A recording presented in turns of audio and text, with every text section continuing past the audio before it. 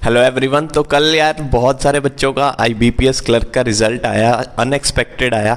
जो वो चाहते थे वैसा नहीं आया। बहुत सारे उनके अटैम्प्ट थे फिर भी नहीं आया।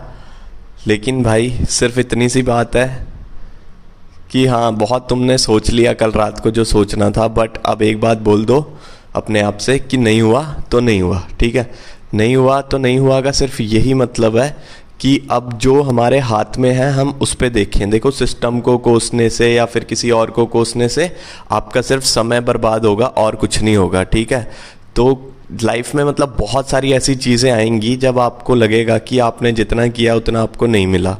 लेकिन कई बार ऐसा भी तो होता है, जैसे आईबीपीएस पीओ में तो आपने बहुत कम अटेम्प्ट करके भी बहुत सारे लोगों ने प्री क्लियर कर लिया। तब तो किसी ने नहीं बोला कि यार इतने कम पे क्यों हो गया, तब तो नहीं होना चाहिए था। लेकिन क्लर्क में अब ज़्यादा अटेम्प्ट करके नहीं हुआ तो आपको टेंशन हो रही है और आपको दुख हो रहा है बहुत। सो कॉम्पिटिटिव एग्जाम्स का तो नेचर ही यही है कि भाई आपको अनएक्सपेक्टेड रिजल्ट्स एक्सपेक्ट करने चाहिए कई बार।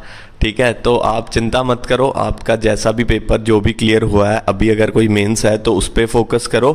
अगर नहीं भी क्लियर हुआ है तो देखो, लाइफ इज़ बिग। अगर आप अपना एटीट्यूड सही रखेंगे, आप ब्लेम गेम नहीं खेलेंगे, रिस्पॉन्सिबिलिटी लेंगे हर चीज़ की और वो करेंगे जो करना चाहिए, do what needs to be done every single day, तो आप आराम से पेपर क्लियर कर लेंगे। कोई ऐसी मुश्किल नहीं आएगी आपको।